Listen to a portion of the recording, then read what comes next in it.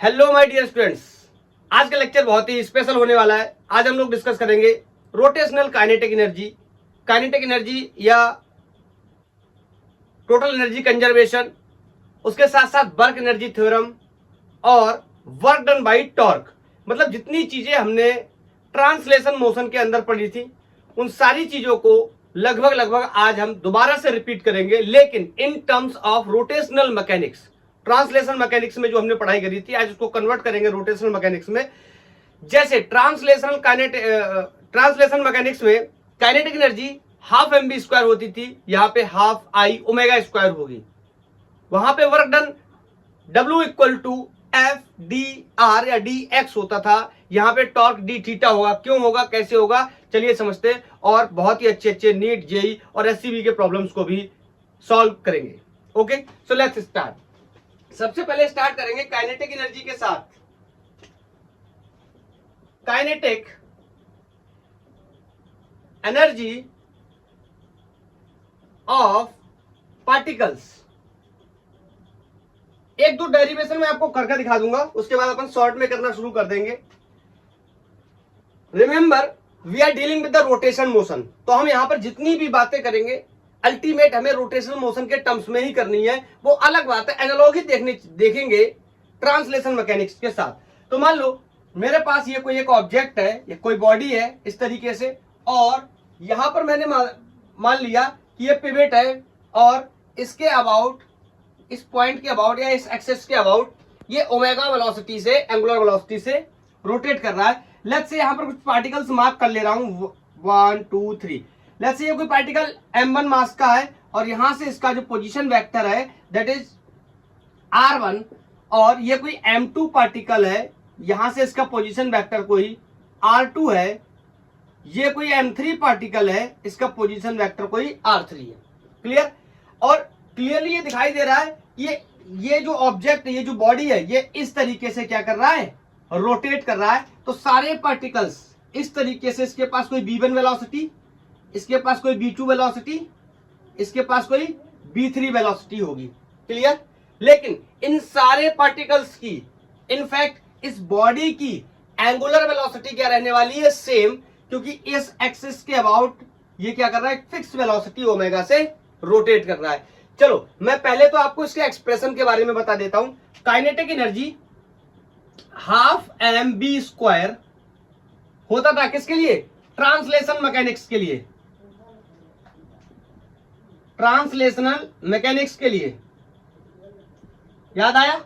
और kinetic energy will be half m की जगह, सबको पता है m का मतलब मास, या मास का ही दूसरा नाम इनर्शिया। यहां पे इनर्शिया नहीं, क्या होता है, मोमेंट ऑफ इनर्शिया या rotational inertia.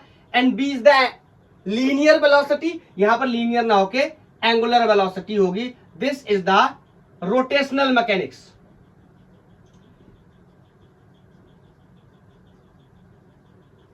Clear? Rotational mechanics में काइनेटिक एनर्जी इतनी होगी, और ट्रांसलेशनल मैकेनिक्स में kinetic energy half mv square. थोड़ा सा देख लेते हैं किस तरीके से आया। ओके, तो मैं अगर आपसे बोलूं सारे पार्टिकल्स की, ये जो पार्टिकल्स है इन सारे पार्टिकल्स की मैं काइनेटिक एनर्जी लिखना चाहूं तो I can write half m1 b1 square plus half m2 b2 square plus half m3 b3 square. Clear है? प्लस लाइक दैट, ऐसे ही मैं लिखना चाहूं तो मैं n पार्टिकल के बारे में भी लिख सकता हूं। nth पार्टिकल या S C Verma, Resnick Halliday ith particle से एक्सप्लेन करते हैं। ith पार्टिकल का जो काइनेटिक एनर्जी होगा that will be half m ith particle की वेलोसिटी का स्क्वायर। ओके, काइनेटिक एनर्जी के साथ डील कर रहे हैं तो वेलोसिटी बोलना ठीक नहीं है, अगर काइनेटिक एनर्जी के साथ डील कर रहे हैं तो स्पीड बोलेंगे, ज्यादा बेहतर होगा। ओके, तो बताओ अब क्या होगा। यहां पर मैं आपको एक बात और बता सकता हूं कि एंगुलर वेलोसिटी और लीनियर वेलोसिटी में अपन एक रिलेशन स्टेबलाइज कर चुके हैं, b equal to r times of omega.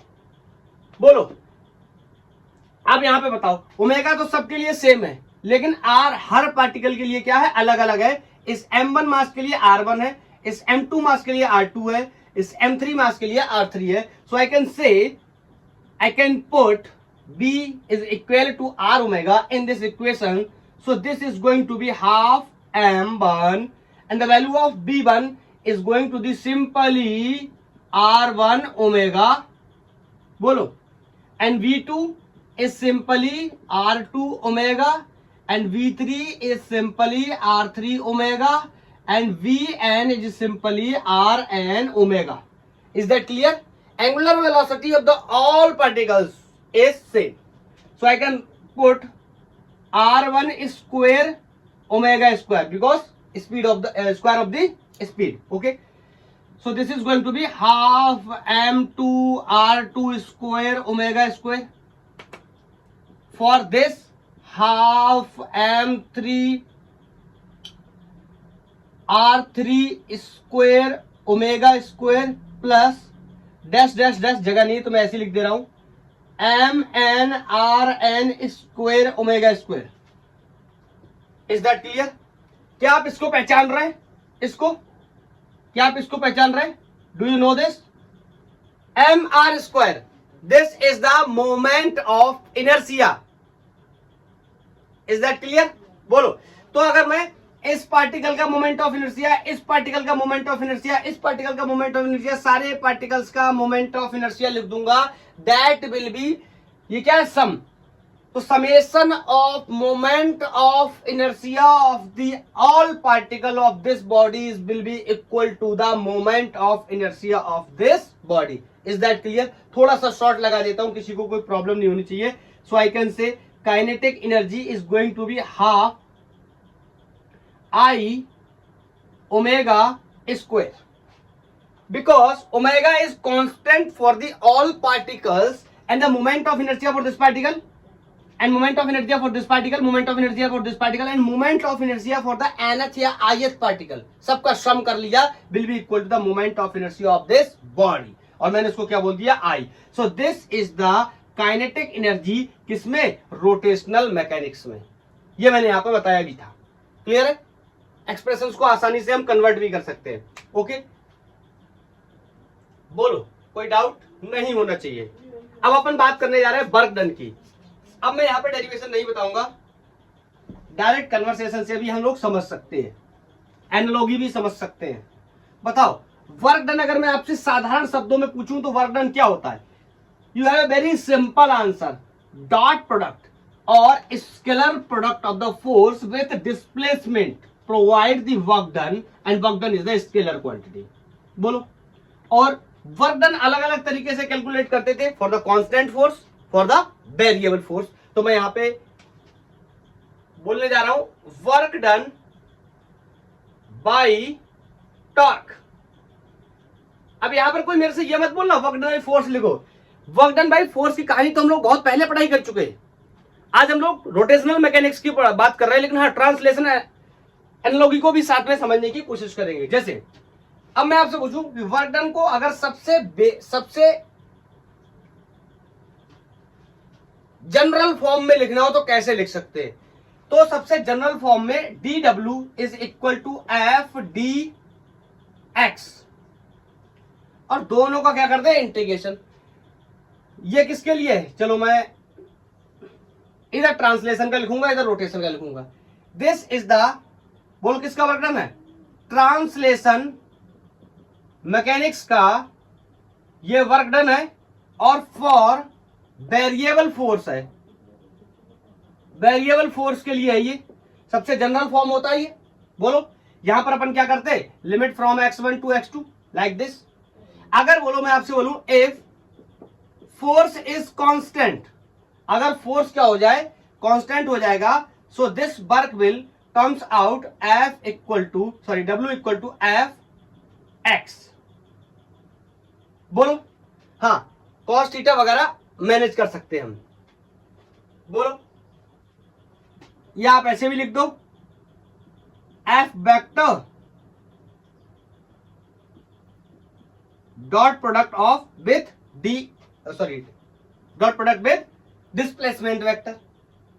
बोलो क्लियर है? हाँ, आप तीसरा कैटेगरी और बनाना चाहोगे. Force and displacement both are in the same direction, it means cos theta is 0 and the value of cos 0 is 1, so you can write w equal to fx. This is the story of the translation mechanics.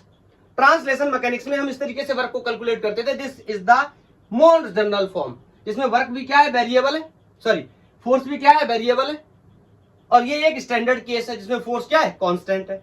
Is that clear? ऐसे ही मैं अगर rotational mechanics की बात करूं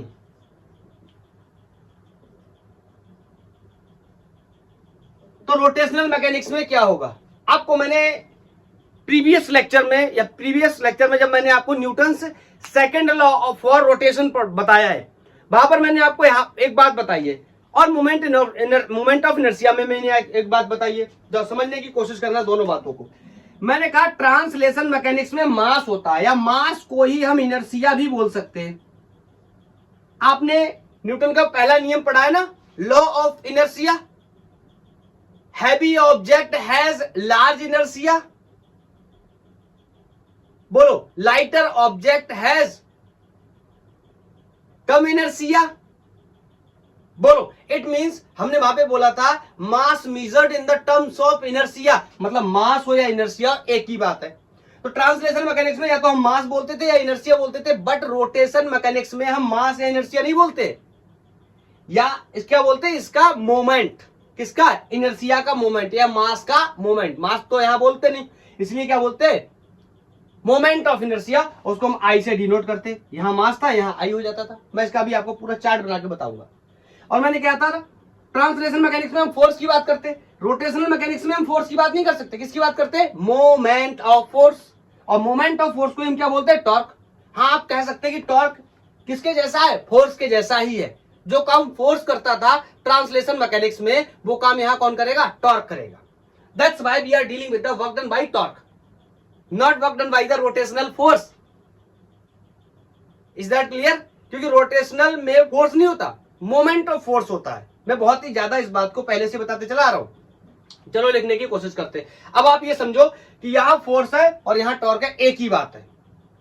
बात तो एक नहीं, लेकिन आप समझो इसको एक ही बात है। तो कैसे समझेंगे हम, तो मैं कह सकता हूं, अगर मोर जनरल फॉर्म मेरे को लिखना हो, d W is going to be, force ये क्या लिख दूंगा, टॉर्क, और this is the d x, this is the linear displacement. लेकिन यहां तो लीनियर डिस्प्लेसमेंट की बात नहीं कर सकते, यहां किसकी बात करेंगे, एंगुलर डिस्प्लेसमेंट। एंगुलर डिस्प्लेसमेंट को अपन क्या बोलते हैं, theta. This is the more general form. जिस क्या है ये, इसमें टॉर्क कैसा है, वेरिएबल। ठीक, मैं पूरी बात लिख दे रहा हूं यहां, work done for variable torque. देखो, पुराने स्टैंडर्ड्स को जितना दिमाग में रखोगे उतनी प्रॉब्लम होगी। आपने याद कर रखा है कि फोर्स और डिस्प्लेसमेंट का डॉट प्रोडक्ट वर्क देता है W equal to f d x. यहां पर भी वही लिखा हुआ है कि फोर्स का डिस्प्लेसमेंट का डॉट प्रोडक्ट वर्क देता है, लेकिन यहां पे फोर्स नहीं, फोर्स का मोमेंट होता है। यहां पर डिस्प्लेसमेंट लीनियर नहीं, एंगुलर होता है। तो समझने की कोशिश करो, जो आपने पूरी ट्रांसलेशन मैकेनिक्स में 1D में, 2D में, फोर्स में, वर्क एनर्जी पावर में, सब में अलग अलग जो पढ़ाई करी थी, बहुत लॉन्ग डिटेल डिस्कशन, उसको आप देखोगे आज एक लेक्चर के अंदर मैं कितना ज्यादा आपको चीजों के बारे में बता दूंगा। अभी आपने देखा काइनेटिक एनर्जी बताया मैंने, अब मैं वर्क बता रहा हूं, फिर मैं आपको वर्क एनर्जी थ्योरम के बारे में बताऊंगा, काइनेटिक एनर्जी बताई दिया, एनर्जी कंजर्वेशन के बारे में बताऊंगा, बहुत सारी चीजों के बारे में एक ही दिन में बता दूंगा। और वहां आपने देखा था हमने थ्रू आउट बहुत लंबी पढ़ाई करी थी इन सब चीजों को डिस्कस करने के लिए। तो जितनी पढ़ाई उसकी हुई थी, इतनी ही पढ़ाई अगर इसकी होती तो आपको रोटेशन ज्यादा इजी लगता। लेकिन क्या है, दिस इज द टॉपिक, ये एक सिर्फ चैप्टर के फॉर्म में लिखा हुआ है। दैट्स व्हाई आपको लगता है पता नहीं कितना कठिन है। कुछ नहीं, आप सिर्फ पूरे बेसिक को समझो, आसानी से पकड़ो। बोलो क्लियर? तो ये तो हो गया मोर जनरल फॉर्म। अगर मैं आपसे बोल दूं क्या है कि मैं टॉर्क को क्या कर दूं, अगर मैं टॉर्क को कांस्टेंट कर दूं, तो this is going to be W is equal to, is that clear? Torque एक वेक्टर क्वांटिटी होती है, एंगुलर डिस्प्लेसमेंट भी एक वेक्टर क्वांटिटी होती है। दोनों का डॉट प्रोडक्ट किसके बराबर होगा, वर्क के बराबर होगा, जो कि स्केलर क्वांटिटी है। सबको पता है, इसके वर्क के यूनिट डायमेंशन सब निकाल चुके हैं पहले ही। बोलो क्लियर? तो ये वर्क डन हो गया रोटेशन में। ये ट्रांसलेशन की कहानी थी। चलो क्वेश्चन भी करेंगे, ऐसी बात नहीं है। आप चाहो तो एक दो चीजें मेंशन कर सकते हो कि ये क्या है, एंगुलर, वैसे मैं बोल के बता तो चुका हूं, डिस्प्लेसमेंट है। क्लियर है? चलो अब वर्क एनर्जी थ्योरम के बारे में बात करूंगा।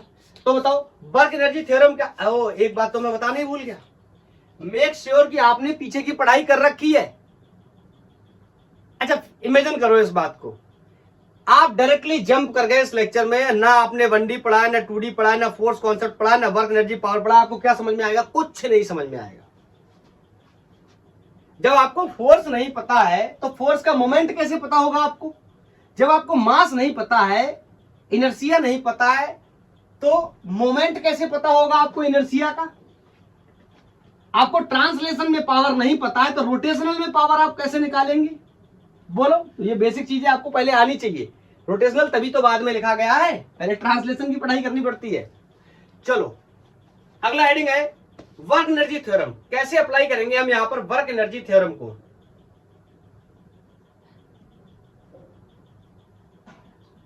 वर्क एनर्जी थ्योरम क्या था? वर्क ऑफ एनर्जी में हमने पढ़ा था, मैंने आपको बताया था work done by all forces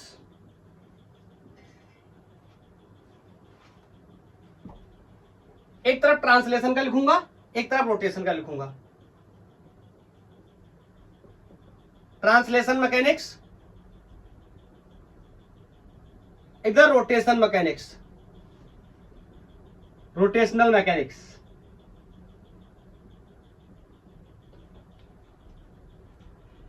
मैंने लिखा था, हम लोगों ने पढ़ाई करी थी वर्क एनर्जी पावर में, work done by the all forces. अगर आपको याद हो, work done by the all forces का मतलब चाहे कंजर्वेटिव फोर्स हो चाहे नॉन कंजर्वेटिव फोर्स हो, सबके द्वारा किया गया वर्क डन बराबर होता है चेंज इन काइनेटिक एनर्जी के। अब मेरे से आप यहां पर ये सवाल नहीं पूछ सकते सर कंजर्वेटिव कौन है, नॉन कंजर्वेटिव कौन है। अगर आपको ये जानना है तो आप यूट्यूब पे टाइप करिए conservative and non conservative forces वाई गैंग और फिजिक्स, आपको पूरा लेक्चर मिल जाएगा। बोलो, और इसको मैं और ज्यादा एक्सपोज करना चाहूं तो I can say work done by the all forces will equal to the kinetic energy, it means half M v final square minus half M v initial square. बोलो, काइनेटिक एनर्जी क्या होता है? Half M B square, translation की बात कर रहा हूं, तो ये फाइनल वेलोसिटी का स्क्वायर माइनस इनिशियल वेलोसिटी का स्क्वायर।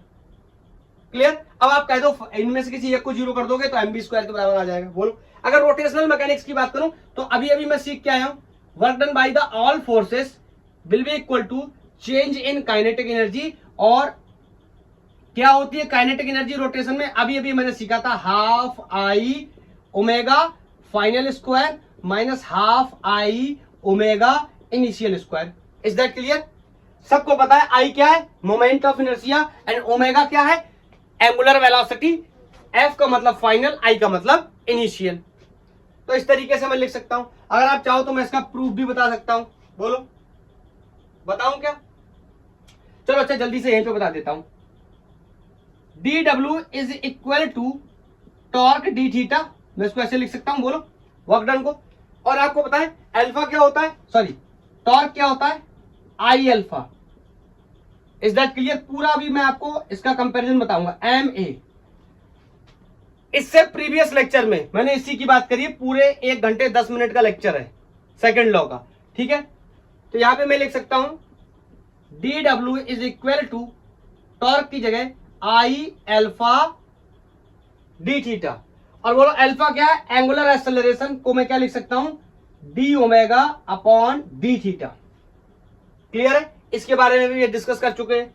तो यहां पर मैं लिख देता हूं d omega, sorry I alpha की जगह d omega upon d theta into d theta. बोलो, एक चीज गड़बड़, एक चीज बस, ओमेगा नहीं डी टी, थीटा नहीं सॉरी डी टी। इसको पहचाना? D theta upon D T, angular velocity is equal to angular position, angular displacement over time. तो इसको मैं यहां पर आगे कैरी कर रहा हूं। D W, integral of D W is equal to I, ये क्या हो गया? D theta upon D T omega और D omega. Is that clear? Moment of inertia किसी भी ऑब्जेक्ट के लिए क्या होता है? कांस्टेंट। इसको बाहर निकाल लिया, ये हो गया integration of omega with respect to d omega. Limit लगा लो ओमेगा इनिशियल से ओमेगा फाइनल तक। अब बहुत ही आसान है, आई ओमेगा का integration with respect to d omega, बताते बताते थक गया हूं। Omega square by 2, limit from omega initial to omega final. अब जब रखोगे ना इसको तो dw will be w is equal to half, बाहर निकाल लिया, आई, इसकी लिमिट डालेंगे omega final square minus half I omega initial square. यही तो आ गया ना, यही तो था ना, क्लियर? बोलो, हटाओ, नोट कर लिया, 1 2 3 नोटेड, ओके। चलो अच्छा, इतनी चीजों की पढ़ाई करी है तो एक और देख लेते हैं, पावर डिलीवर। पावर क्या होता है ट्रांसलेशन में और रोटेशन में? जैसे आपने देखा वर्क क्या था, फोर्स और डिस्प्लेसमेंट का डॉट प्रोडक्ट ट्रांसलेशन में, रोटेशन में टॉर्क और एंगुलर डिस्प्लेसमेंट का डॉट प्रोडक्ट। ऐसी पावर क्या होता है, जनरल फॉर्म पावर का क्या होता है बताओ? Rate of doing work is called power, मैंने आपको पढ़ाया हुआ है, बोलो। तो यहां पर भी मैं वही लिखूंगा, अगर पावर के बारे में मैं डिस्कस करने जाऊंगा तो अगेन मैं दो बातों के बारे में डिस्कस करूंगा, यहां ट्रांसलेशन के पावर के बारे में, यहां रोटेशन के पावर के बारे में, रोटेशनल मैकेनिक्स का डिस्कस कर रहे हैं अपन और ट्रांसलेशन मैकेनिक्स का। ये जो ट्रांसलेशन वाली बातें बता रहा हूं ये सारी बातें हम लोग पढ़ चुके हैं, आप जाके देखेंगे शुरुआत से जो लेक्चर पढ़ाई करेंगे तो सब कुछ आपको पढ़ा चुका हूं मैं। रोटेशन में पढ़ाने यहां पढ़ा रहा हूं, ऐसे थ्रू आउट पढ़ाते चला जा रहा हूं, क्लियर? तो बताओ, पावर का सबसे बेसिक एक्सप्रेशन मैं लिख सकता हूं, rate of doing work, this is the instantaneous power. बताओ, और मैं आपसे बोलूं वर्क को क्या लिख सकता हूं, ट्रांसलेशन मैकेनिक्स की बात कर रहा हूं तो force into displacement upon time. Is that clear? तो ये आपको पता है, ये डिस्प्लेसमेंट अपॉन टाइम क्या बन जाता है, velocity.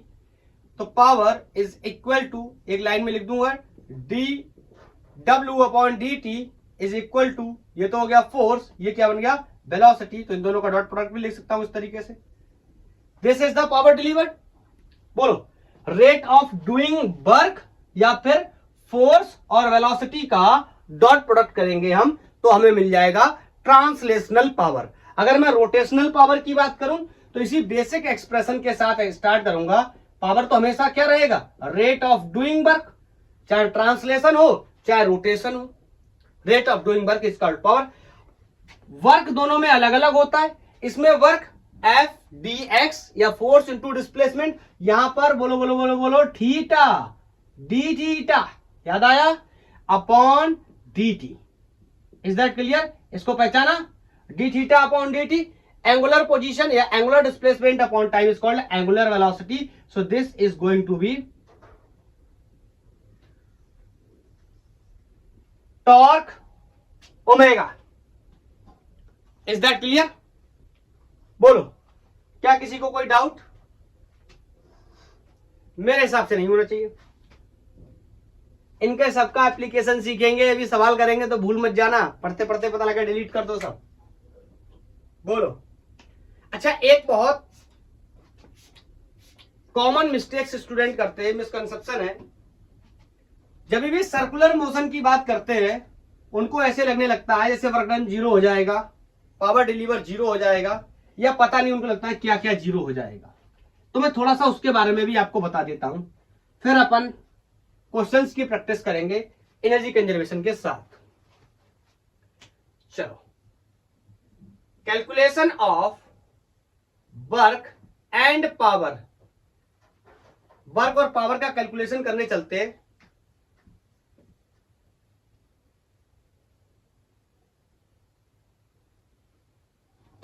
When particle is moving in a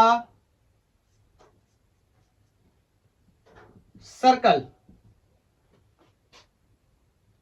पता नहीं वहां का प्रॉब्लम क्यों करने लगा, चलो समझते हैं। यह कोई एक पार्टिकल है जो कि सर्कुलर मोशन परफॉर्म कर रहा है, लेट्स से यहां गया होगा, ये इसने डी एस या डेल्टा एस, मैं डी एस लिख दे रहा हूं, डिस्प्लेसमेंट कवर किया है। आपको पता है दो फोर्स काम कर रहे होंगे, एक तो इस तरीके से टेंजेंट के अबाउट होगा और एक सेंटर के अबाउट, सेंटर की तरफ होता है जिसे हम सेंट्रीपिटल फोर्स के नाम से जानते हैं। बोलो, जितने फोर्सेस है सबका वर्क डन कैलकुलेट करना पड़ेगा। तो मैं आपको एक बात बताना चाहता हूं, वर्क के लिए मैं बेसिक एक्सप्रेशन का यूज करना चाहता हूं, D W is equal to f d x. Is that clear? आपको पता है एक कंडीशन में आपको जनरली याद दिला देता हूं, बहुत ही बेसिक कंडीशन है, फोर्स एफ डी कॉस 90, अगर मैं ऐसा लिख दूं, अगर एंगल 90 हो जाए तो उस केस में वर्क डन क्या हो जाता है? 0। ये बात सबको पता है। अगर force and displacement both are perpendicular to each other, in that particular situation there will be no work done. इसके बारे में बहुत डिटेल में मैं डिस्कस कर चुके हैं। अगर आपको ज्यादा सीखना है इसके बारे में, you can type on YouTube work done by gang और फिजिक्स। आपको दो तरीके के वर्क मिल जाएंगे, work done by the constant force, work done by the variable force, और फोर्स वर्सेस डिस्प्लेसमेंट का ग्राफ मिल जाएगा। आपको यह भी पता चल जाएगा उसके अंदर जो उसका एरिया होता है वो वर्क देता है। क्लियर? और बहुत सारे नीट, जेई, एससीबी के अच्छे अच्छे प्रॉब्लम्स मिल जाएंगे। चलो अब मेरी इस बात को जवाब देना, बोलो डिस्प्लेसमेंट और टेंजेंशियल फोर्स दोनों की डायरेक्शन क्या है? सेम, एक ही डायरेक्शन में। और यहां पे समझना, यहां पे समझना, यहां पे डिस्प्लेसमेंट और सेंट्रीपिटल फोर्स एक दूसरे के क्या है? परपेंडिकुलर। Is that clear? तो मैं यहां पे सिंपल आपको बता सकता हूं, F C means centripetal force होता। अब आगे इसके बारे में बताने जा रहा हूं, work done by F C will be 0। Is that clear? Reason भी मेंशन कर दे रहा हूं, because D S is perpendicular to F C. Is that clear? यहां पर फोर्स और डिस्प्लेसमेंट के बीच में एंगल 90 है। मैं किसकी बात कर रहा हूं? ध्यान से सुनना, सेंट्रीपिटल फोर्स की। तो अगर मेरे से एक क्वेश्चन पूछा जाएगा सेंट्रीपिटल फोर्स ने कितना वर्क डन किया, then answer will be 0। Tangential force के लिए 0 नहीं होगा, कितना होगा? चलो यहां पर लिख देता हूं, क्या? Tangential force. और टेंजेंशियल फोर्स और डिस्प्लेसमेंट दोनों एक ही डायरेक्शन में, मतलब F D S cos 0, cos 0 की वैल्यू 1। Is that clear? अब सवाल पैदा यह होता है, दूसरा सवाल यह पैदा होता है, यहां पर डी एस जो डिस्प्लेसमेंट है ये इस तरीके से तो मुझे चाहिए नहीं, यहां पर मुझे चाहिए इन the terms of theta. Means मुझे चाहिए कौन? Angular displacement. Is that clear? तो एंगुलर डिस्प्लेसमेंट इस डीएस को कैसे रिप्लेस कर सकते हैं? वेरी सिंपल, यूज कर सकते हैं concept angle equal to arc upon radius. बोलो, angle theta arc D S radius small R मैंने ले रखा है, so D S will be R theta. Is that clear? इसको इक्वेशन 1 मान लो और बोल दो put in 1। So I can say D W is equal to F T means tangential force is equal to R theta. बोलो, और यहां पर अगर ध्यान से समझने की कोशिश करो तो बताओ, टेंजेंशियल फोर्स एंड डिस्प्लेसमेंट एक दूसरे की क्या है? बोलो, परपेंडिकुलर। ध्यान से सुनना क्या शब्द बोल रहा हूं, tangential force and displacement. Displacement का मतलब इस पर्टिकुलर कंडीशन में रेडियस, और रेडियस यहां पे बनाता हूं, फोर्स ऐसे है टेंजेंट के अलॉन्ग, तो ये रेडियस है, ये दोनों एक दूसरे के क्या होंगे? हर बार में परपेंडिकुलर। अब बताओ परपेंडिकुलर, ये क्या बताने की कोशिश कर रहा हूं, फोर्स इनटू परपेंडिकुलर डिस्टेंस। कुछ याद आया? कुछ याद आया? परपेंडिकुलर डिस्टेंस इनटू फोर्स क्या होता है? टॉर्क। तो I can say D W is equal to F into T will be, मैं यहां पर मेंशन कर दे रहा हूं, टॉर्क विल बी एफ, या थोड़ा सा इस तरीके से मेंशन कर दे रहा हूं, आर एफ टी। ये क्या हो जाएगा? टॉर्क। टॉर्क के लिए आइडियल कंडीशन क्या चाहिए? Perpendicular distance into force. बिल्कुल सेटिस्फाइड कर रहा है, this is the perpendicular distance, this is the force. तो यहां पर मैंने टॉर्क रख दिया डी थीटा, ये बन गया अपना वर्क डन। लिमिट लगा दो थीटा 1 से थीटा 2 तक, थीटा इनिशियल से थीटा फाइनल तक। Is that clear? हाँ, अगर आप चाहो तो पूरा सॉल्व आउट करके भी लिख सकते हो, तो ये कहानी फिर से वही आ जाएगी, थीटा या डी थीटा। बहुत ही स्टैंडर्ड अगर मान ले तो, कि 0 से स्टार्ट किया इनिशियली और फाइनल थीटा चल गया है, तो दिस इज द सिचुएशन। तो मेरी बात को समझ पाए ना? जैसे ये दिमाग में आता है मेरे कि वर्क डन कितना होगा सर्कुलर मोशन में, तो मेरे को तुरंत 0 समझ में आने लगता है। समझ गया ना? तो 0 किसके लिए होगा? Is that clear? 0 will be for the centripetal force. Is that clear? चलो अब मैं आपको रोटेशनल और ट्रांसलेशन मोशन में कुछ कंपैरिजन बताने की कोशिश करता हूं। समझते हैं कुछ कंपैरिजन्स को। बहुत सारी चीजें मैंने पहले बता भी रखी हैं, लेकिन जो जो चीजें आती जाती हैं मैं एक एक करके आपको यहाँ पे एक्सप्लेन करता जाऊंगा। हम लोगों ने बहुत सारी चीजों की पढ़ाई कर ली है, तो एक बार कर लेते हैं कंपैरिजन।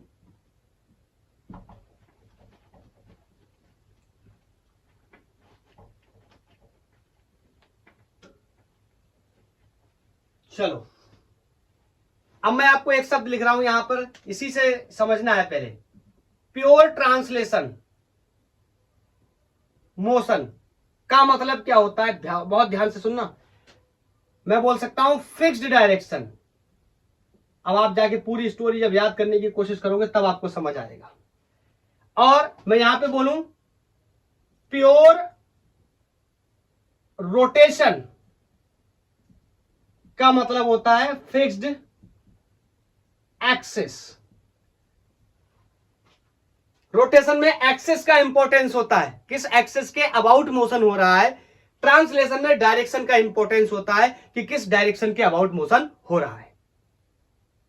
ठीक है, किस डायरेक्शन के अलाउंग मोशन हो रहा है। अब छोटी छोटी चीजों को यहीं से समझने की कोशिश करते हैं। यहां पर होता है पोजीशन, जिसे मैं एक्स लिखता हूं। बोलो यहां क्या होता है, एंगुलर पोजीशन, जिसे मैं थीटा लिखता हूं। Is that clear? मैं बोल सकता हूं यहां पर वेलोसिटी, बहुत ही सिंपल है, dx upon dt। Is that clear? ये वेलोसिटी होती है। Is that clear? यहां पर कौन होगा, एंगुलर वेलोसिटी। इधर बड़ा होना चाहिए था, इधर छोटा होना चाहिए था, इधर बड़ा हो गया। मैं यहां पर बना दे रहा हूं, ठीक है, इस लाइन को। यहां पर पोजीशन, यहां पर एंगुलर पोजीशन थीटा, यहां वेलोसिटी, यहां एंगुलर वेलोसिटी, और angular velocity will be equal to angular displacement upon time. Is that clear? Vector में चाहे तो ऐसे लिख सकते हैं। बोलो यहां पर एक्सेलरेशन भी तो होता था। एक्सेलरेशन क्या होता था, a equal to db upon dt, या इसका दूसरा तरीका b db upon ds। Is that clear? अगर किसी को नहीं समझ में आ रहा है कि ये कहां से आया, तो ये आपको मैं बता चुका हूं, एक लाइन में थोड़ा सा एक्सप्लेन कर देता हूं। db upon dt multiply by ds in both upper side and lower side. तो बोलो ये क्या बन गया, ds अपॉन dt क्या बन गया, b, and this is db upon ds। Is that clear? तो यहां पर क्या होगा, एंगुलर एक्सेलरेशन अल्फा से डिनोट करते, this is going to be angular velocity per unit time. या इसकी तरह लिखना हो तो बोलो यहां b है तो यहां पर ओमेगा, यहां db है तो यहां पे d ओमेगा, यहां पे ds है तो ds की जगह d theta. Is that clear? और बहुत इंपॉर्टेंट, यहां क्या होता है, मास, या मास को ही मैं इनर्सिया भी बोलूंगा। मास होता है या इनर्सिया, यहां मास नहीं होता, यहां क्या होता है, इनर्सिया का मोमेंट। इनर्सिया भी नहीं होता, क्या होता है, इनर्सिया का मोमेंट। यहां होता है MOI, मोमेंट ऑफ इनर्सिया, जिसे मैं I से डिनोट करता हूं, ये मास है। Is that clear? और बताओ, अगर मैं यहां पर न्यूटन का सेकेंड लॉ लिखूं, क्या लिखता था, F equal to ma। Rotation के लिए न्यूटन का सेकंड लॉ, इसकी पढ़ाई भी हम लोग कर चुके हैं प्रीवियस लेक्चर में। न्यूटन से second law, this is simply torque is equal to I alpha. अब तो पता भी है, m की जगह I rotation moment of inertia, angular acceleration की जगह लीनियर एक्सेलरेशन की जगह एंगुलर एक्सेलरेशन, और a और अल्फा में रिलेशन भी पता है, मैं चाहूं तो यहां मेंशन भी कर सकता हूं, a equal to r alpha, ये भी डिस्कस कर चुके। अच्छा अगर पावर की बात करूं, बोलो पावर अभी भी हमने डिस्कस किया था, रेट ऑफ डूइंग वर्क, या इसी को मैं एफ बी भी लिख सकता हूं। यहां पर एंगुलर पावर की बात करूं तो इसको भी मैं डी डब्ल्यू अपॉन डी टी, या इसको टॉर्क इनटू थीटा के टर्म्स में भी लिख सकता हूं। बोलो, अगर वर्क एनर्जी थ्योरम की बात करूं, वर्क एनर्जी थ्योरम, तो क्या था, work done by all forces is equal to change in kinetic energy. Work energy theorem, यहां पर भी क्या है, work done by all forces will equal to change in kinetic energy. हाँ, थोड़ा सा अगर डिफरेंस में लिखना चाहूं तो ऐसा लिख सकता हूं, half M B square minus half V final square minus half V initial square. यहां पर मैं लिखना चाहूं तो लिख सकता हूं half I omega final square minus half I omega initial square. Is that clear? ये कुछ मैंने आपको कंपैरिजन बताए ट्रांसलेशन मोशन और रोटेशनल मोशन के अंदर। ट्रांसलेशन मैकेनिक्स में क्या होता है, रोटेशनल मैकेनिक्स में क्या होता है। ट्रांसलेशन मैकेनिक्स का मतलब होता है डायरेक्शन फिक्स है, रोटेशनल या प्योर रोटेशन मतलब रोटेशन का मतलब प्योर रोटेशन से है, प्योर रोटेशन का मतलब एक्सिस और रोटेशन क्या होता है, फिक्स होता है। बताओ, हटाओ।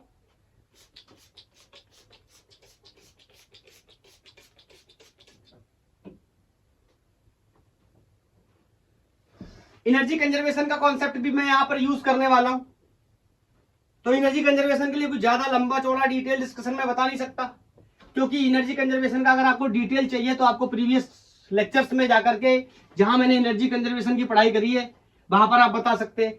आप टाइप कर सकते हैं यूट्यूब पे एनर्जी कंजर्वेशन वाली गैंग और फिजिक्स, आपको बहुत ही बेहतरीन S C Verma, JEE Mains, advance, NEET वगैरह के प्रॉब्लम्स भी मिल जाएंगे उसके साथ साथ, और एनर्जी कंजर्वेशन का आपको रियल फील भी मिल जाएगा। 2 लेक्चर बनाए हुए मैंने एनर्जी कंजर्वेशन के, एक में फुल कॉन्सेप्ट है और दूसरे में कॉम्प्लेक्स प्रॉब्लम्स है।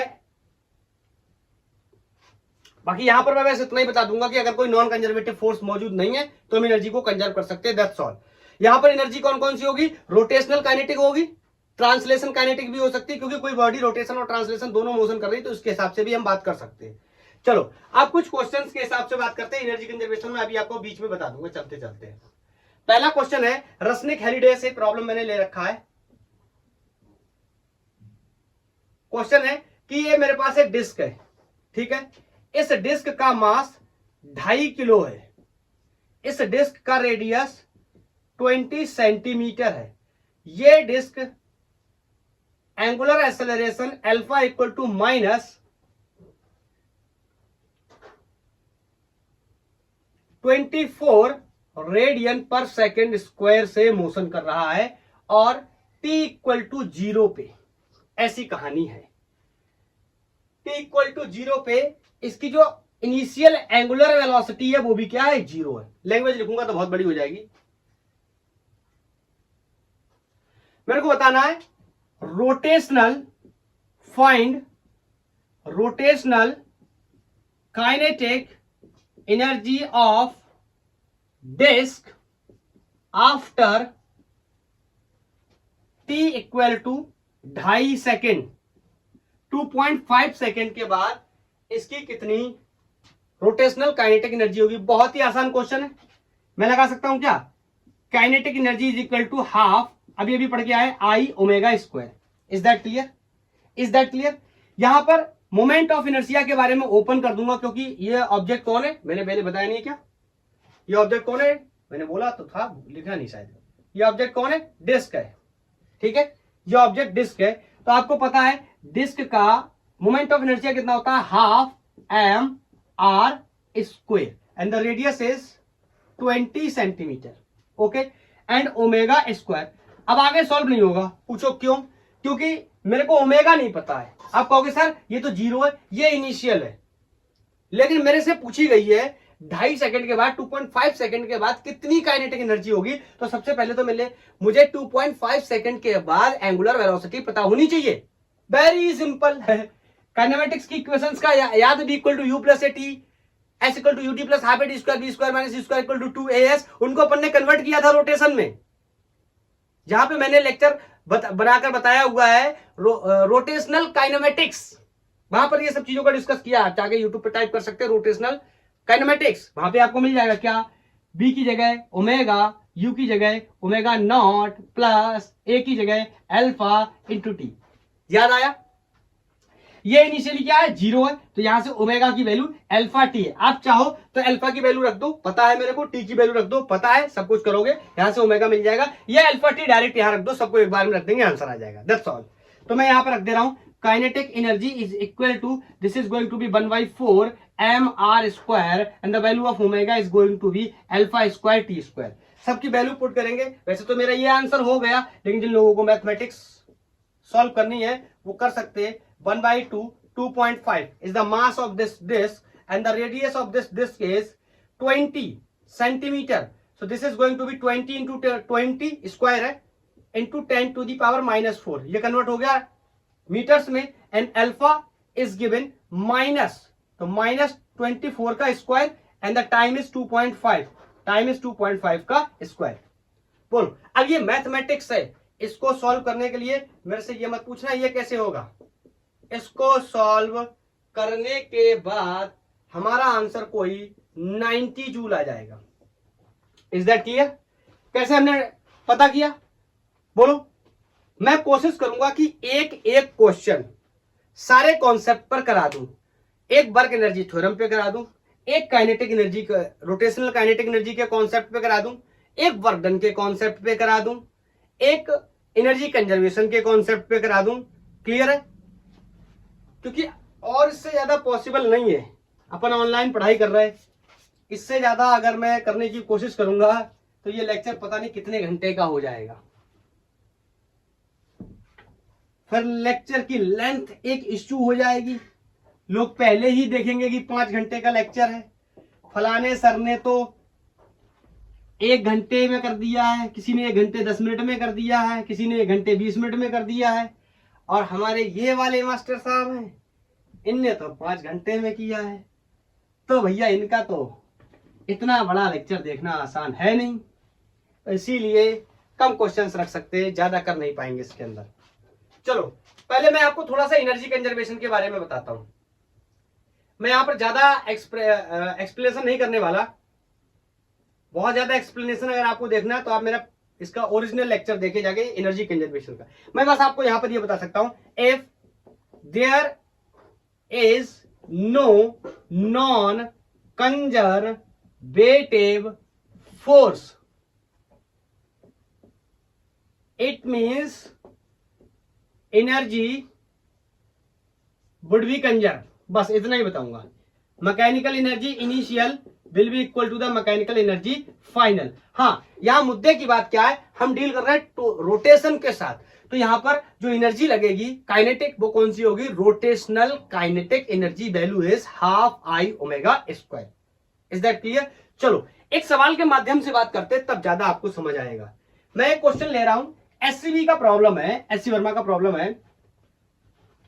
उन्होंने बोला है कि मेरे पास ये कोई एक वेज है, इंक्लाइन प्लेन है, और इसके ऊपर से अब यहां पर सिलेंडर बनाना तो पॉसिबल है नहीं। आप इसको ट्रीट करो, ये एक सॉलिड सिलेंडर है, क्योंकि मोमेंट ऑफ इनर्शिया की रिक्वायरमेंट होगी, तो इसी वजह से मैंने लिख दिया पूरा क्या, सॉलिड सिलेंडर।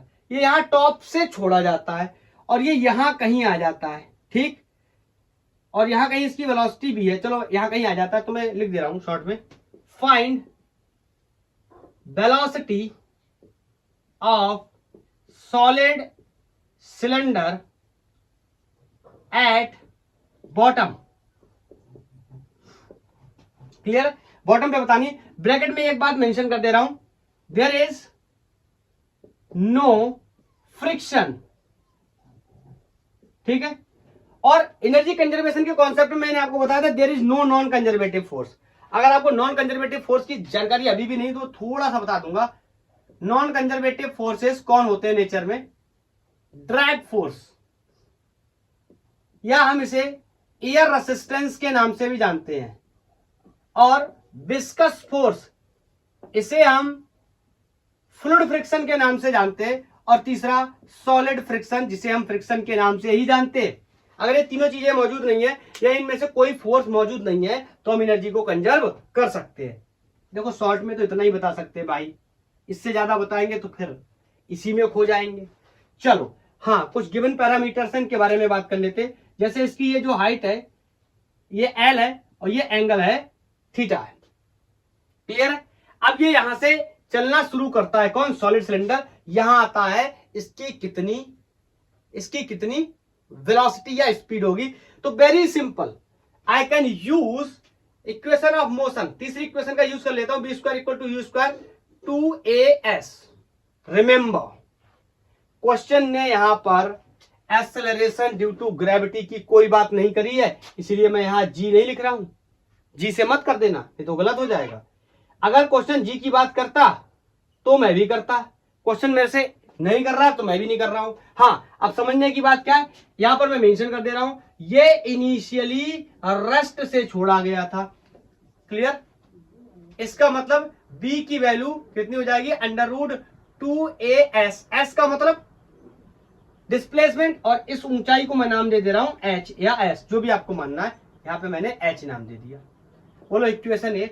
अब प्रॉब्लम क्या है, ये h मेरे को नहीं पता और a मेरे को नहीं पता, इन दोनों को निकाल करके अगर यहां डाल दूं ला करके तो मेरे को पता चल जाएगा।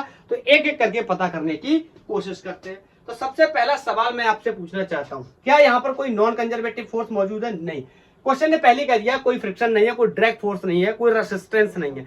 इसका मतलब एनर्जी में क्या कर सकता हूं, कंजर्व कर सकता हूं। Is that clear? एनर्जी को मैं क्या कर सकता हूं, कंजर्व कर सकता हूं। बोलो, तो एक ये तरीका है, ये क्लासिकल तरीका, ऐसे मैं कर सकता हूं कि यहां पे जाऊं, एक्सेलरेशन की वैल्यू पता करूं, एक्सेलरेशन यहां से पता कर सकता हूं, एच मेरे को पता चल जाएगा और ला के रख दूं, इसमें आंसर आ जाएगा। या फिर मैं एनर्जी कंजर्वेशन के कॉन्सेप्ट को सीधा सीधा इस्तेमाल कर लूं और मैं इन इक्वेशंस का इस्तेमाल ना करूं। मैं पहले भी बता चुका हूं, इन इक्वेशन से भी क्वेश्चन सॉल्व होता है, एनर्जी कंजर्वेशन से भी सॉल्व होता है, लेकिन एनर्जी कंजर्वेशन से कैलकुलेशंस आर इजर। और हम क्या कर रहे हैं, एक एक क्वेश्चन सबका ले रहे हैं। तो मैं ये मैंने आपको हिंट के तौर पे बताया था। अब मैं इससे ना सॉल्व करके अगर किससे सॉल्व करूं, एनर्जी कंजर्वेशन से, तो कैसे होगा ये समझने की कोशिश करते हैं। मैं कर सकता हूं क्या, अप्लाई कर सकता हूं EC, energy conservation, mechanical energy conservation. So I can say mechanical energy initial will be equal to the mechanical energy final, because there is no non conservative force.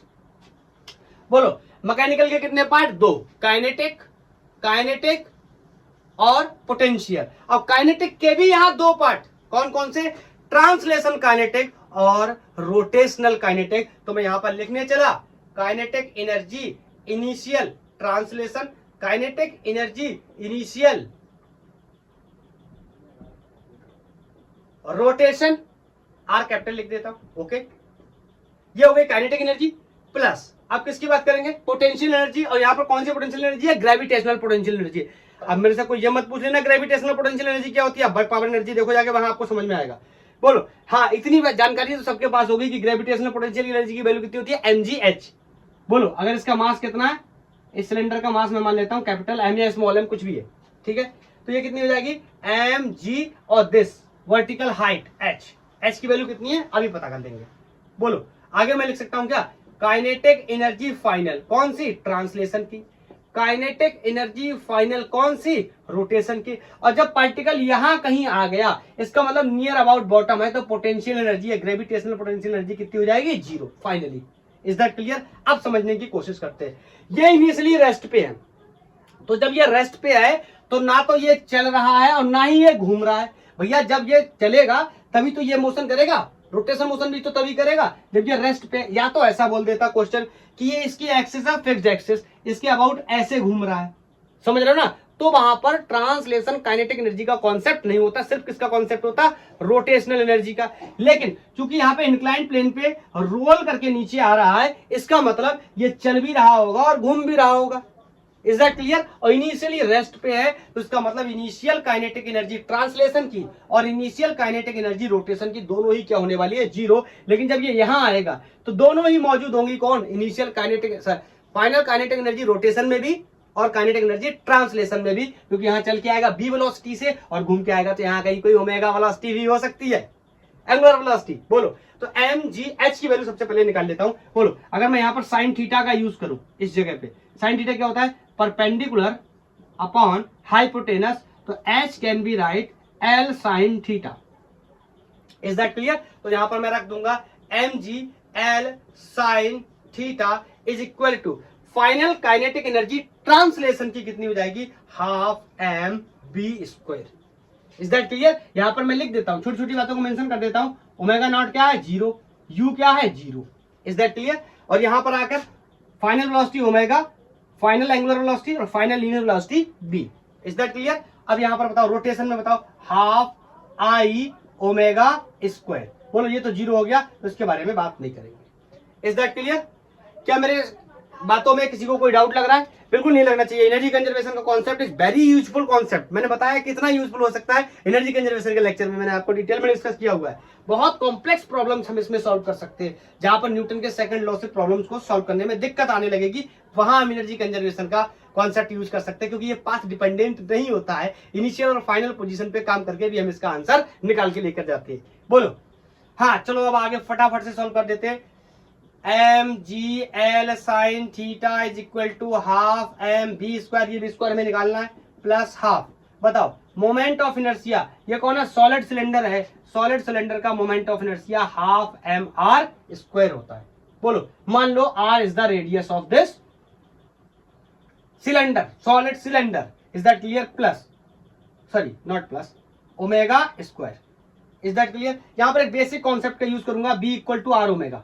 सबको पता है ना? ये देखो आर ओमेगा, इसको देखो, इसको मैं लिख सकता हूं क्या? V square. So M G L sine theta is equal to half M B square plus half half 1/4। This is M, are square omega square will be V square. Is that clear? This is going to be V square. बोलो mass से सारे मास eliminate हो गए। क्यों? ये मत समझना ये कैपिटल एम स्मॉल एम, सब कुछ मास है किसका? सिलेंडर का ही तो है बार बार। तो यहां से हो गया G L sine theta is equal to, ये हाफ बी स्क्वायर, ये क्वार्टर बी स्क्वायर, एक क्वार्टर प्लस एक हाफ, 3 पौओं के बराबर होता है, 3/4 V square. Is that clear? यहां से मेरे को बी की वैल्यू निकालनी है, तो B will be 4/3 G L sine theta, square है तो यहां पर क्या ले लेंगे अपन? Root. Okay, this question is from SCB।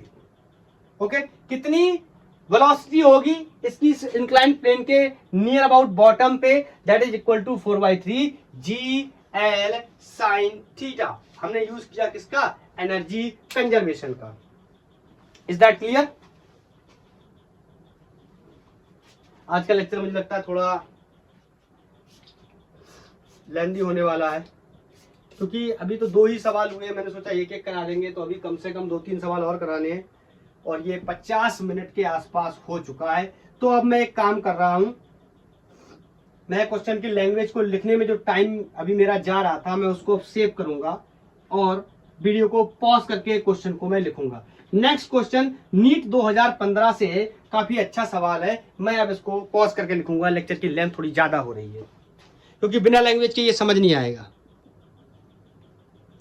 ये काफी अच्छा क्वेश्चन है, नीट 2015 में पूछा गया क्वेश्चन है। मैंने आधा लिखा है, आधा बना दिया है। ये एक नेग्लेजिबल रॉड है, जिसके 2 एंड्स पे 2 मास बंधे हुए हैं, एक M1 और एक M2 है। क्वेश्चन कह रहा है position of the point P on this rod, ये position of the point P on this rod है, so that the work required to set the rod rotating with the angular velocity omega naught is minimum given by. मतलब कितना कम से कम काम करना पड़े कि इसकी जो एंगुलर वेलोसिटी ओमेगा नॉट से ये घूम सके, और ये पॉइंट कितनी डिस्टेंस पे होगा। तो मैंने ऑलरेडी मान के रखा है ये x पे होगा। इस रॉड की लेंथ कितनी है? l है। तो यहां से अगर डिस्टेंस x है तो इससे कितनी होगी? l minus x। Is that clear? अब इसको सॉल्व करना है। बोलो, मैं इसको हटाता हूं, ऑप्शंस को हटाता हूं, क्वेश्चन को हटाता हूं। आप ट्राई करो ना एक बार, पॉज करके आप ट्राई करो एक बार। 1 2 3 बोलो, कर लिया? तो मैं वर्क डन के लिए सिंपली क्या लिख सकता हूं? वर्क एनर्जी थ्योरम का यूज कर सकता हूं मैं। Work done by all forces will equal to change in kinetic energy. पहले मान ले रहा हूं ये रुका हुआ था, बाद में एंगुलर वेलोसिटी ओमेगा से घूमने लगा, तो थोड़ा सा डायरेक्ट इस्तेमाल करके आई कैन से आई ओमेगा, और बाद में वेलोसिटी कितनी है? I omega naught, angular velocity. Clear?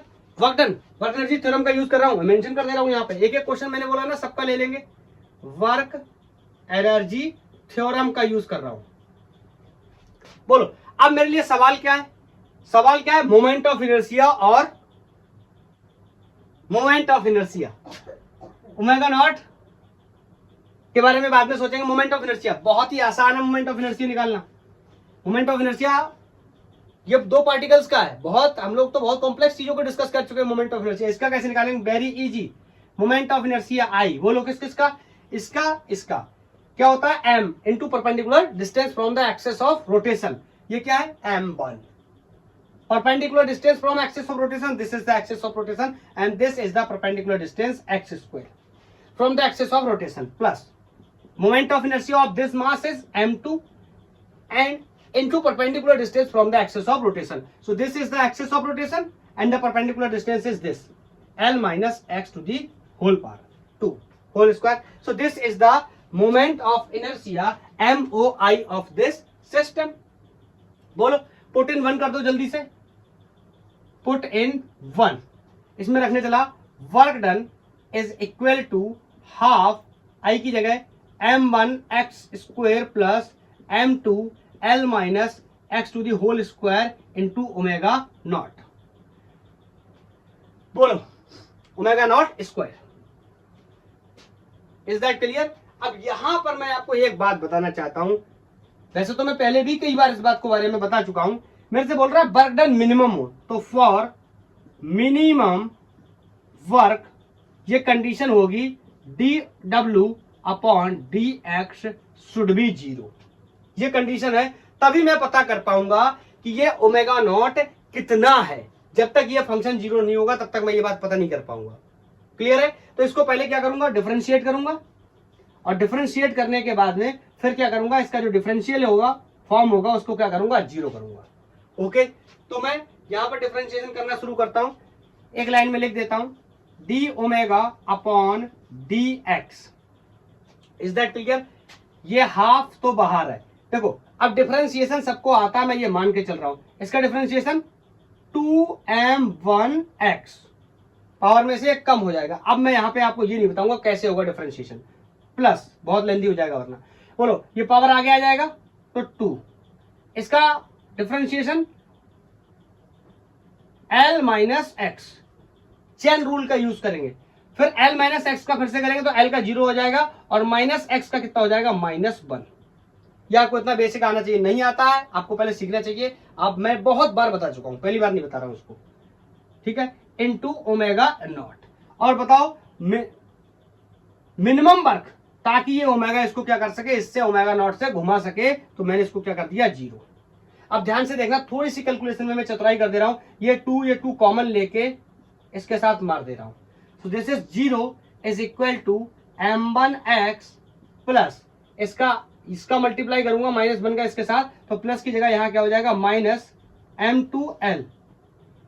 समझ रहे हो ना, ये माइनस हो गया। अभी इसका माइनस के साथ मल्टीप्लाई करूंगा तो plus m2x।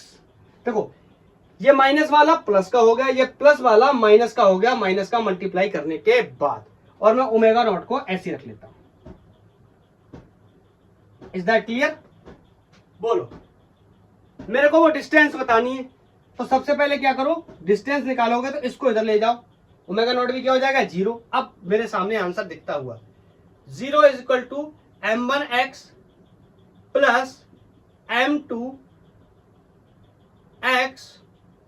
Minus m2l। Minus वाले को उधर ले जाओ, प्लस हो जाएगा m2l।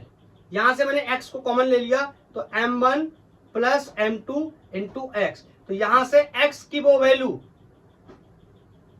ओमेगा नॉट मिनिमम हो, सॉरी वर्क डन मिनिमम हो, और ये ओमेगा नॉट से घूम जाए, ऑप्शन में देखेंगे तो option second will be correct answer. And this question is from the NEET 2015। कभी कभी नीट में भी बहुत कठिन सवाल आ जाते हैं, जनरली आमतौर पे तो मॉडरेट क्वेश्चन आते हैं, लेकिन समटाइम्स बाउंसर मार देते हैं, काफी कठिन क्वेश्चंस को दे देते हैं। बोलो इज दैट क्लियर? हाँ, तो वही प्रोसेस, टाइम को सेव करने के लिए मैं नेक्स्ट क्वेश्चन को नोट करता हूं। अलग अलग कॉन्सेप्ट पे कर लेते हैं एक क्वेश्चन। ये पावर डिलीवर्ड का क्वेश्चन है, काफी अच्छा क्वेश्चन है, एम्स 2015 से लिया है। मैंने एक एक क्वेश्चन ट्राई किया सारे कॉन्सेप्ट से लेने का। चलो इसको समझते हैं। An air compressor is powered by 200 radian per second, इसकी एंगुलर वेलोसिटी गिवन है, जल्दी जल्दी मार्क करते चलते हैं जो जो दिया हुआ है।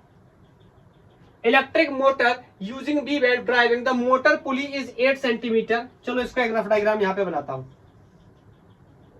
8 सेंटीमीटर इसका रेडियस है, और ये omega equal to 200 radian per second से रोटेट कर रहा है। आगे समझते हैं। And the tension in the V belt, इसके अंदर बी बेल्ट यूज किया गया है दोनों तरफ से।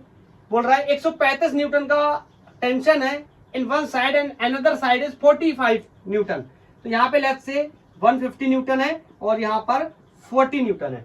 Okay, on the other side power बताओ कितना होगा। तो बताओ पावर के लिए मैं बेसिक एक्सप्रेशन को यूज करना शुरू करता हूं। ये होता है पावर, इंस्टेंटेनियस का काम लगेगा नहीं, तो यहाँ एवरेज से काम करना पड़ेगा। तो कह सकता हूं क्या, torque D theta upon D T. Clear? तो इसको मैं लिख सकता हूं क्या, इज दैट क्लियर? ये पावर का एक्सप्रेशन हो गया रोटेशनल मैकेनिक्स के लिए। अब मेरे को निकालना है पावर, तो बहुत ही आसान है। मैं लिख सकता हूं यहाँ पे torque net into angular velocity, and angular velocity is given T is equal to torque N into angular is 200, equation 1। आगे सॉल्व नहीं होगा। N का मतलब नेट टॉर्क मैं लिख रहा हूं, क्योंकि अगर एक फोर्स लग रहा होता तो एक टॉर्क बनना होता, फोर्स लग रहा है दो, तो दो फोर्स अलग अलग टॉर्क बनाएंगे, तो दोनों के टॉर्क का यहाँ पे क्या करना पड़ेगा, सम या डिफरेंस जो भी होगा करके यहाँ रखना पड़ेगा नेट टॉर्क। चलो जल्दी से कैलकुलेट कर लेते। टॉर्क टॉर्क क्या होता है सबको पता है, perpendicular distance into force. Clearly दिखाई दे रहा है परपेंडिकुलर डिस्टेंस कौन है, 8। अब ये मत समझना ये ऐसा है, समझ गए ना, 8 और फोर्स कितना है 135, फोर्स कितना है 45। तो आप ध्यान से देखो, तो मैं दोनों का जब टॉर्क लिखने जाऊंगा तो दोनों का टॉर्क जुड़ेगा या घटेगा। सबसे पहले तो ये समझते, बोलो ये ऐसे घुमाएगा। क्लियर? ये ऐसे घुमाएगा। इट मींस आई कैन से ये कैसा है क्लॉकवाइज, ये कैसा है एंटी क्लॉकवाइज, मतलब दोनों अलग अलग डायरेक्शन में इसको घुमाने की कोशिश करेंगे। मतलब टॉर्क को क्या करेंगे हम, सब्ट्रैक्ट करेंगे, जो बड़ा होगा उसमें से सब्ट्रैक्ट कर देंगे। डिस्टेंस दोनों के लिए सेम है, तो ये फोर्स बड़ा है, तो मैं मान ले रहा हूं torque 2 minus torque 1, this is the net torque.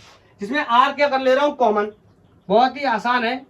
Are दोनों में सेम होगा, जिसको मैंने 8 सेंटीमीटर को मीटर में कन्वर्ट कर लिया। बोलो perpendicular distance into force, perpendicular distance दोनों में सेम, इसलिए मैंने इसको कॉमन कर लिया। फोर्स एक का 135 है, एक का 45 है, तो मैं लिख सकता हूं क्या 135 माइनस 45।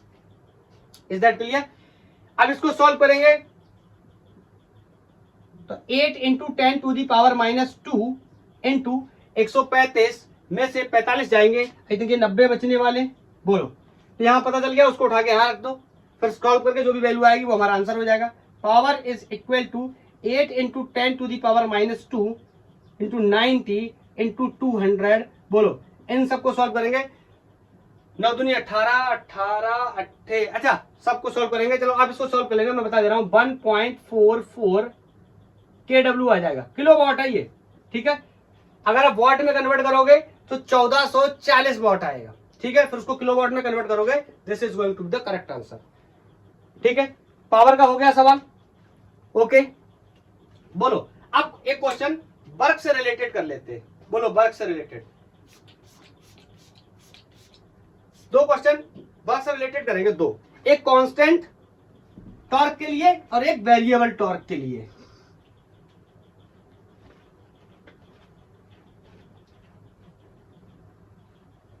इसमें ज्यादा राइटिंग नहीं है तो इसको जल्दी से लिख देता हूं।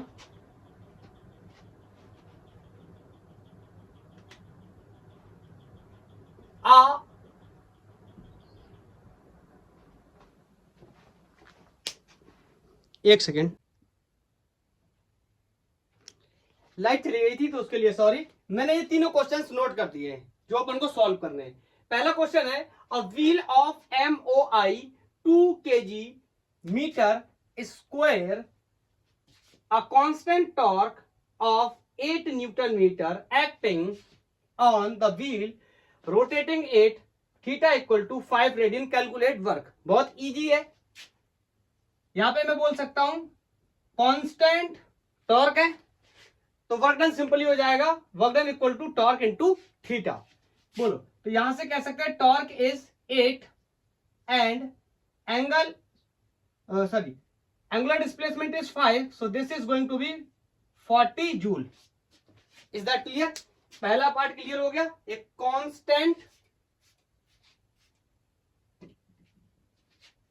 कांस्टेंट टॉर्क से हमने वर्क निकाल लिया। दूसरे क्वेश्चन को अगर आप ध्यान से देखें तो मैंने ये दूसरा क्वेश्चन कुछ वेरिएबल टॉर्क का दे रखा है, जिसमें टॉर्क का फंक्शन है 4 थीटा और थीटा 1 इज 0 और थीटा 2 इज 3 रेडियन, और वर्क मेरे को कैलकुलेट करना है। शॉर्ट में मैंने इस तरीके से बनाया हुआ क्वेश्चन है। बोलो, तो मैं बोल सकता हूं dw is equal to integral of torque D theta. Is that clear? तो this is going to be w, यहां पर टॉर्क इज 4 थीटा, टॉर्क की वैल्यू रख दी मैंने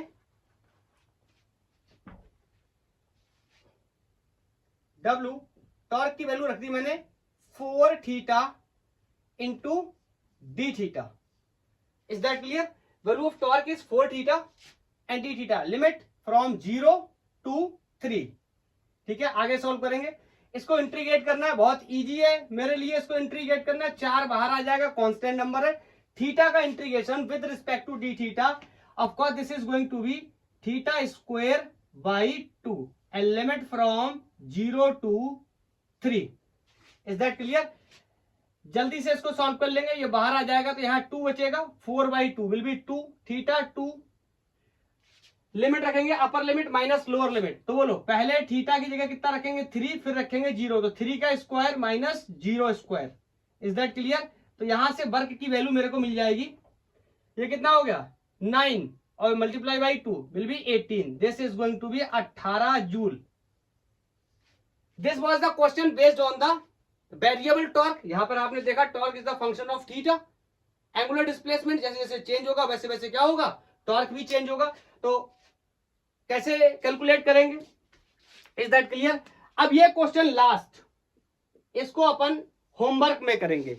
ओके, क्वेश्चन को रीड कर लेंगे। क्वेश्चन बोल रहा है a solid disc of mass 2 kg and radius 0.5 metre initially at rest, a constant torque of 5 newton metre acts on it through an angular distance of 8 radian, what will be the final angular velocity of disk।